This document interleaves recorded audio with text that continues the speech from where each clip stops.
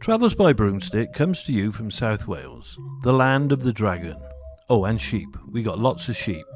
Welcome to all you good people out there in podcast land. So, let's get the broomstick out the garage, and off we go.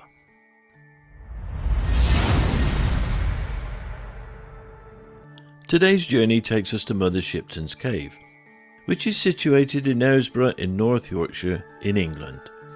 It was a stormy summer's night in 1488 when a young woman gave birth to an illegitimate child in a cave beside the River Nid, a cave that was just across from the ancient castle of Knaresborough. This baby was the legendary prophetess and soothsayer Ursula Southill, now known as Old Mother Shipton. Accounts of Mother Shipton's birth refers to her mother as Agatha, who at only 15 years old was seduced by a handsome man who found her dreaming one day on a shady riverbank. The handsome man was quite the charmer, and Agatha fell deeply in love with him. He continued to visit her and kept her in comfort, but Agatha said that the handsome man's touch was as cold as ice. When Agatha became pregnant by the handsome man, her neighbours were completely outraged. They demanded that she should be prosecuted for incontinency, which means lacking in self-control, especially of sexual desire. Agatha was taken before the local justice, where she faced her accusers.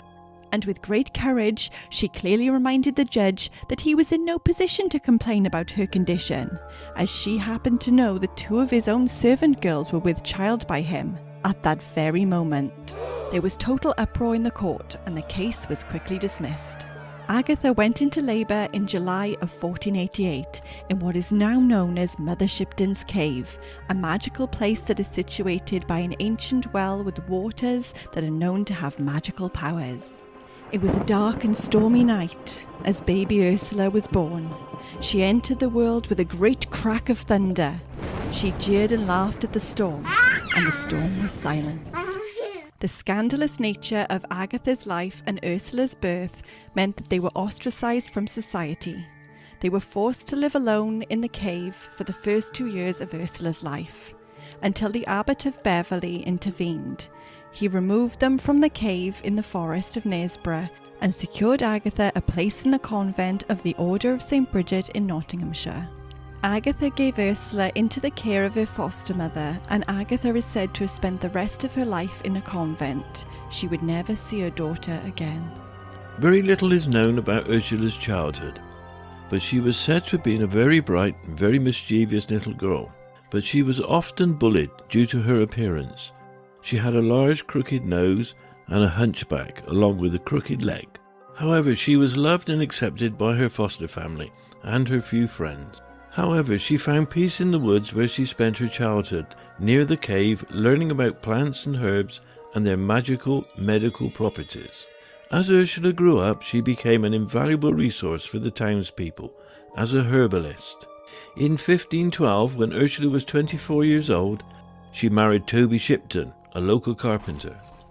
They were both very happy together, but the townspeople were incredibly shocked at their union and whispered of how he must have been bewitched by her. One day a neighbour came to Ursula's door and asked her for help. The neighbour told Ursula that someone had stolen her new smock and petticoat. Clothes were very expensive items in those days, and a good linen smock would be worth a lot of money. Ursula smiled at her neighbour and told her that she knew exactly who stole the clothing, and that she would retrieve it the very next day. The next morning, Ursula and her neighbour went to the market cross in Knaresborough. The woman who had stolen the clothing couldn't stop herself from wearing the smock over her clothes, and with the petticoat in hand, she danced over to them singing, "I stole my neighbour's smock and petticoat. I am a thief, and here I show it." When she reached Ursula and her neighbour, she took the smock off and handed them over. She did a little curtsy, and then she left. 2 years later, in 1514, Toby Shipton sadly died, and the townspeople believed that Ursula was responsible for his death. The combined grief of losing her husband and the nasty words of the townspeople prompted Ursula to move into the woods, back into the same cave that she had been born in. It was here that she continued to create her magical potions and herbal remedies for all of the different people who visited her. More and more people started to seek her out for healing potions and spells. Soon she revealed that she could see into the future, and she began to tell her prophecies. Mother Shipton started prophesying things in her local area of Knaresborough, saying that water shall come over the Ouse Bridge, and the windmill shall be set upon a tower, and an elm tree shall lie at every man's door. And soon York acquired a piped water system, where the water from the river Ouse was conducted through pipes that were laid across the bridge over the river, and the windmill drew up the water. The pipes were made out of small tree trunks. Elm, unlike other wood, does not rot when immersed in water. There were many other prophecies that came true, and soon her fortune-telling was much more far-reaching, and she began to tell the fate of royalty.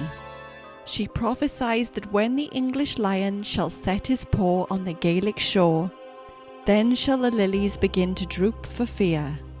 There shall be much weeping and wailing amongst the ladies of the country, because the princely eagle shall join with the lion to tread down all that oppose them. And though many Sagittaries shall appear in defence of the lilies, yet shall they not prevail, because the dull animal of the north shall put them to confusion.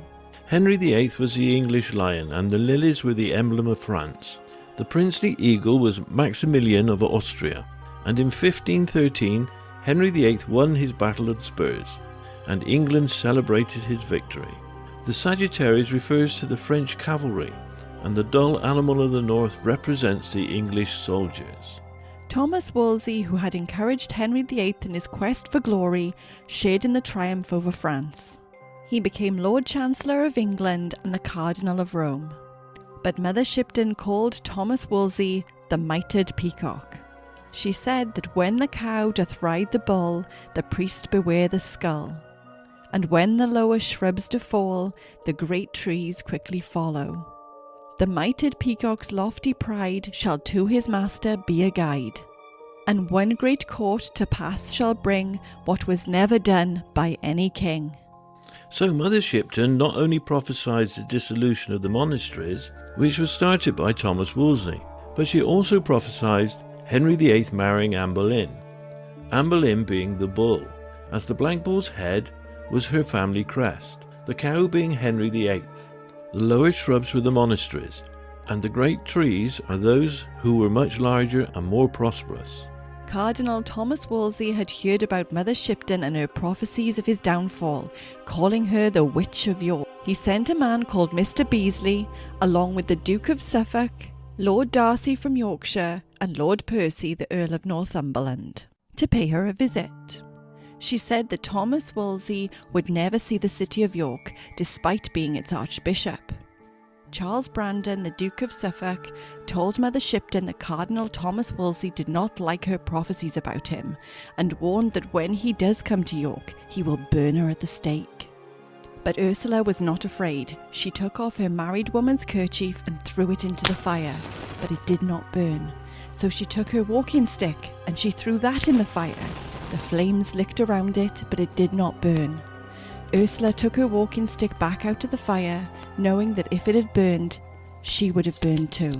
She looked at the Duke of Suffolk to see fear in his eyes, the fear of witchcraft.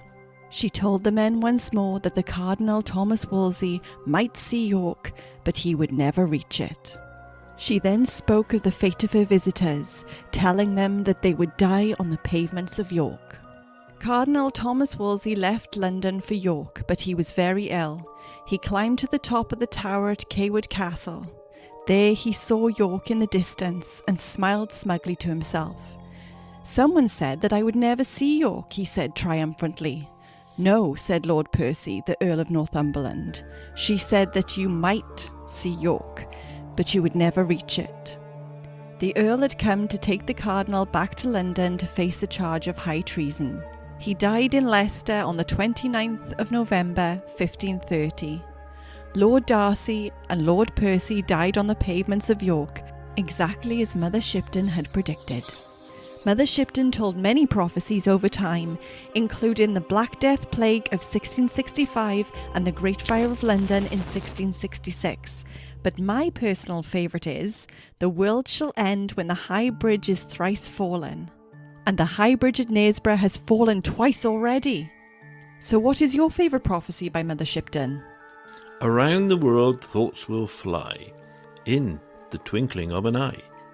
And I think that refers to the internet. Yes, I think you're right. Mother Shipton has also been associated with the origin of the rollright stones in Oxfordshire. A rhyming version of the folk tale by William Camden in 1610 says that a king that was riding across the country with his army was accosted by a witch called Mother Shipton. She set him a task and he failed, so he was turned into stone along with his knights. But we will tell this story in more depth in a future episode on the rollright stones. Mother Shipton died in 1561, aged 73, and it is said that she predicted her own death. She was buried in unconsecrated ground on the outskirts of York. Her gravestone had the inscription, "Here lies she who never lied, whose skill so often has been tried. Her prophecies shall still survive, and ever keep her name alive."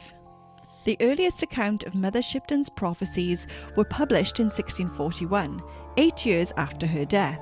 The cave where she lived is now known as England's oldest tourist attraction, and for hundreds of years people have come to see the magical cave where she was born.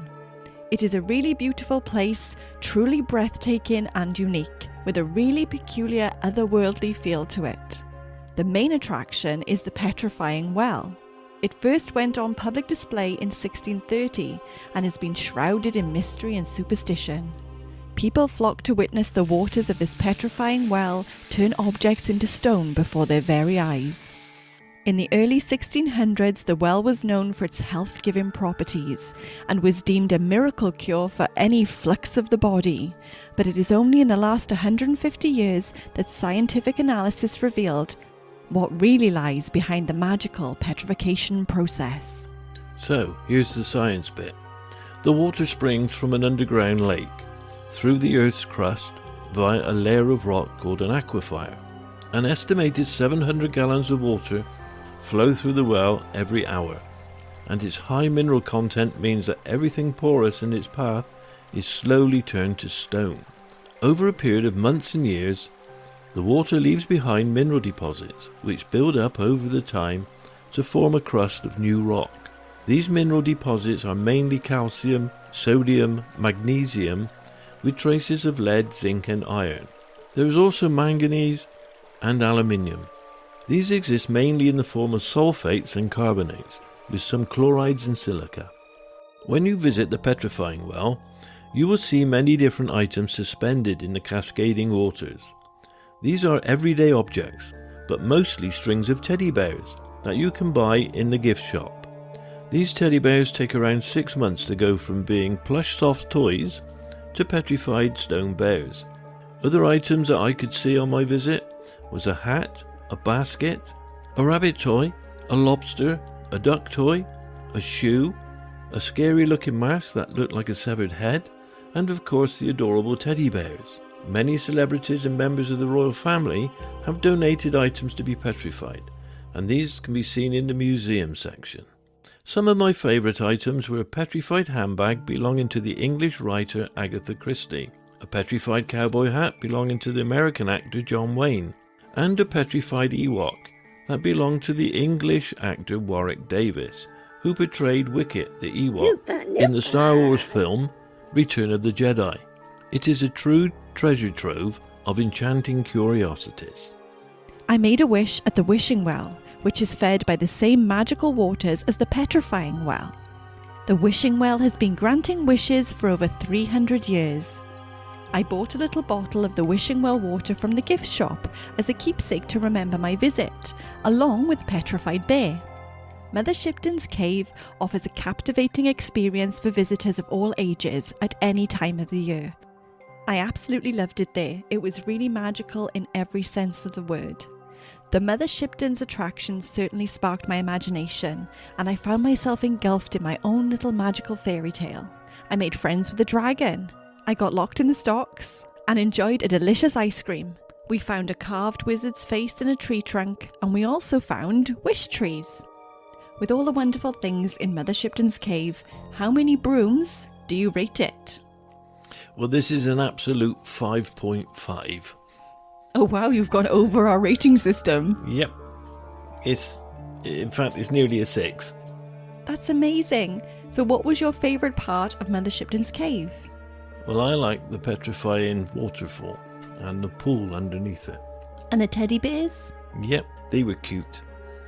So do you believe that Mother Shipton could truly see into the future? Well, apparently so. She was quite good, wasn't she? Are you scared of the end of the world when the high bridge collapses for the 3rd time?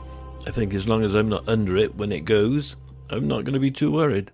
So you thoroughly enjoyed your visit to Mother Shipton's cave then? I did. It was very nice. It was very tranquil. Lovely views down by the river. And my favourite bit was locking you in the stocks. Yes, can you let me out now, please? No, because if I do, you'll be off to the gift shop again. Yes, that's very true. I do love a gift shop. Well, that concludes our visit to Mother Shipton's cave, and we hope you've had a magical time. We hope you enjoyed our adventures, and we look forward to seeing you next time. Please like and subscribe, and turn on episode notifications.